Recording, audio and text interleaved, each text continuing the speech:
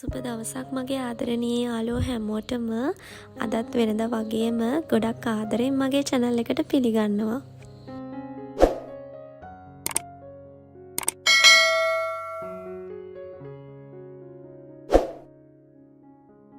අද ඉතින් මම ඔයාලත් එක්ක බෙදාගන්නේ හරිම පින්වන්ත වීඩියෝ එකක්. එහෙනම් ඉතින් වීඩියෝ එක ඉවර වෙනකම්ම ආදරෙන් එකතු වෙලා ඉන්න. අපි මේ ලෑස්ති වෙන්නේ කිරි ආහාර පූජාවට අනුරාධපුරේ යන්න. ඉතින් පූජාවට ඕනි කරන හැම දෙයක්ම හොඳින් පිරිසිදු කරලා කහ වතුරෙන් එහෙමත් සෝදලා මේ විදියට තමයි මම ලෑස්ති කරගත්තේ.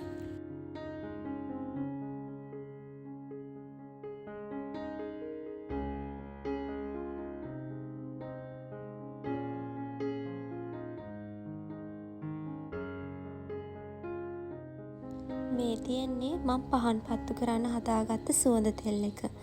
ඉතින් සුදු හඳුන් තෙල්, කපුරු තෙල්, කුරුඳු තෙල් එහෙම එකතු කරලා සැවැන්දරා මුල් එහෙම දාලා හරිම සුවඳට තමයි මම මේක හදාගත්තේ. රෑ වෙලා හස්බන්ඩ් ගෙදර ආවට පස්සේ මම ලෑස්ති කරගත්ත හැම බඩුවක්ම මේ විදිහට එයා පිළිවෙලට බෑග් වලට අස් කරගත්තා. ඉතින් මේ අපි බඩු අරන් යන බෑග් එහෙමත් මම හොඳින් සෝදලා පිරිසිදු කරලා තමයි අරගෙන තියෙන්නේ. ඒ විදිහට හැම දෙයක්ම පිළිවෙලට ලෑස්ති කරගෙන අපි දැන් මේ යන්න පිටත් වෙලා තමයි තියෙන්නේ. අපි හැම අවුරුද්දකම මේ කිරි ආහාර පූජාව දෙනවා. ඉතින් හරිම ආසාවෙන් තමයි මේ අවුරුද්දෙත් මේ විදිහට අපි ලෑස්ති වෙලා යන්නේ.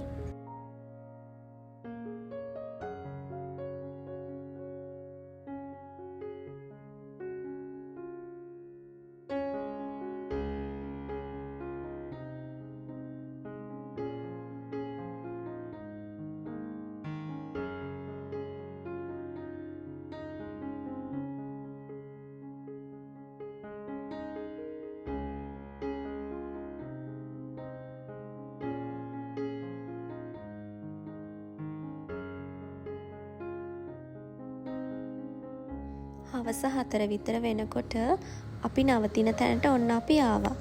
ඉතින් මේ තියෙන්නේ අද රැට අපි නවතින තැන.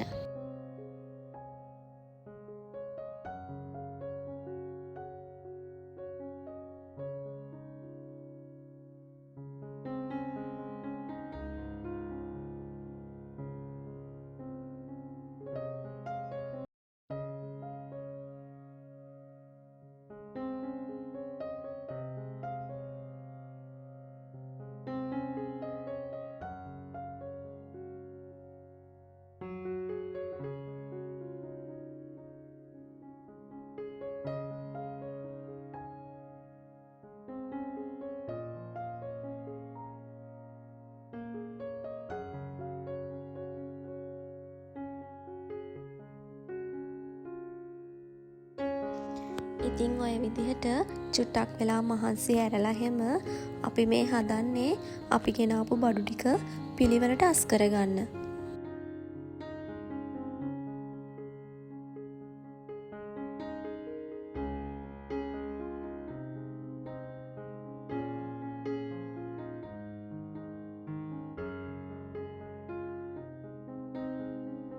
ඒ වැඩ ටික ඉවර කරලා වොෂ් එකක් එහෙම දාලා අපි මේ යන්නේ මේ ළඟ තියෙන වැවක් බලන්න. ඉතින් අපි එතනට ගිහින් බලමුකෝ.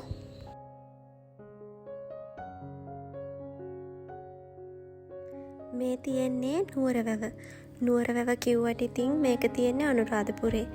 ඉතින් හරිම ලස්සන ලොකුම ලොකු වැවක් තමයි මේ. අපි නැවතිලා හිටපු තැනට කිට්ටුව තමයි මේ වැව තිබුණේ.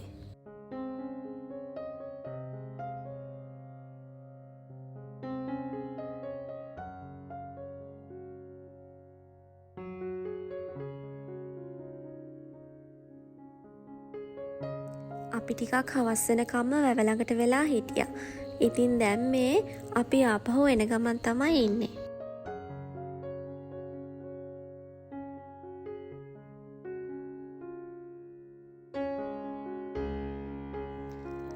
ඉතින් ඇවිල්ලා අපි රෑට කන්න රොටි පුච්චන්න තමයි මේ හදන්නේ.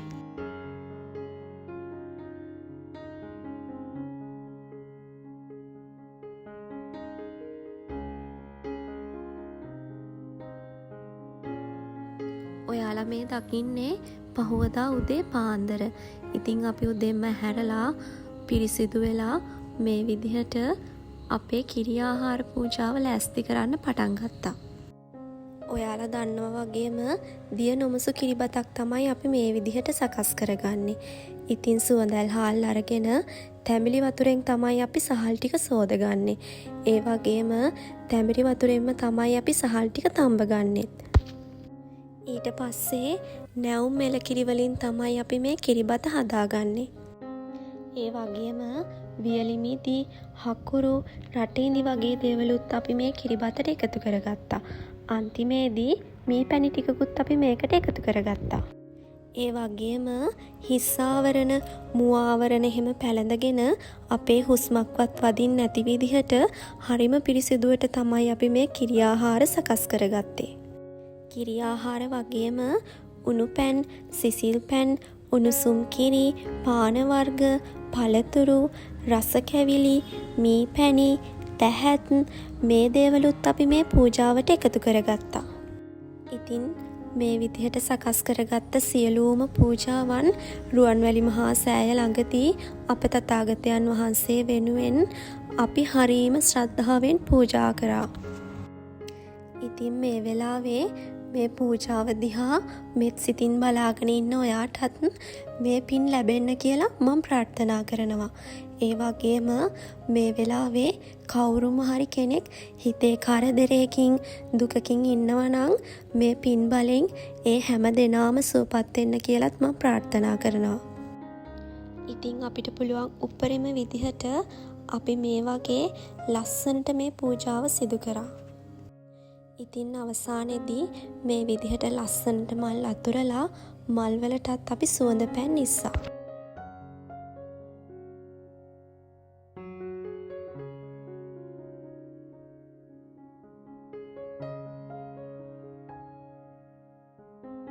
සුගත සමාධි නී පරමාදී ලෝක සිවන් කර අනුත්තරාදී බ්‍රහ්ම සුරාසුර නර සංවේදී පනමමි ලෝතුරු සමිඳු විරාගී පනමමි ලෝතුරු සමිඳු විරාගී සමන්ත සක්වැල සුපූජිතාදී ධර්ම මහෝදදී සීල සමාධී සුපංච සීලේ සරණ සදාදී නමස්සාමි මුනිවර වචනාදී නමස්සාමි මුනිවර වචනාදී. සියලුම පූජාවන් මේ විදිහට පූජා කරාට පස්සේ අපි ඊළඟට ආවේ පහන් පත්තු කරලා හඳුන් කුරු හැම පත්තු කරන්න. ඉතින් මේ වෙලාවේදී හිතට දැනෙන සැනසීම නම් කියලා නිම කරන්න වචන නැහැ. ඒ තරම් ලොකු සැනසීමක් තමයි හිතට දැනෙන්නේ. සියලුම පූජාවන් පූජා කරලා රුවන්වැලි මහා සෑය වැඳ පුදා ගත්තට පස්සේ අපි ඊළඟට යන්නේ ජය ශ්‍රී මහා බෝධීන් වහන්සේ වැඳ පුදා ගන්න. ඉතින් අපි ජය ශ්‍රී මහා බෝධීන් වහන්සේටත් කිරි ආහාර පාත්‍රයක් වගේම පැන් පාත්‍රයකුත් පූජා කරා.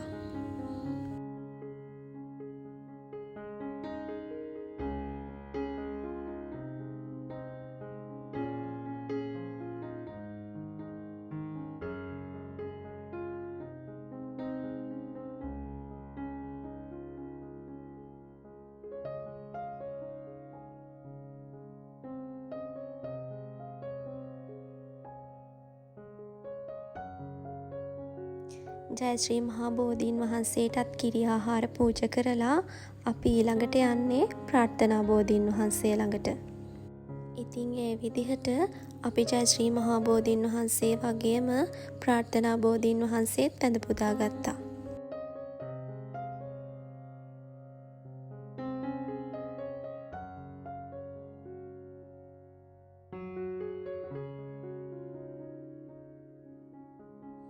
ඉතින් මේ විදිහට හිතේ ලොකු සැනසීමකුත් එක්ක අපි ආපහු ගෙදර එන්න තමයි මේ පිටත් වෙන්න හදන්නේ. එහෙනම් ඉතින් මං අදට ගිහින් එන්නම්. හැමදාම වගේ වීඩියෝ එක ඉවර වෙනකම්ම මාත් එක්ක ආදරෙන් එකතු වෙලා හිටිය ඔයාලා හැමෝටම මං ගොඩාක් ආදරෙයි.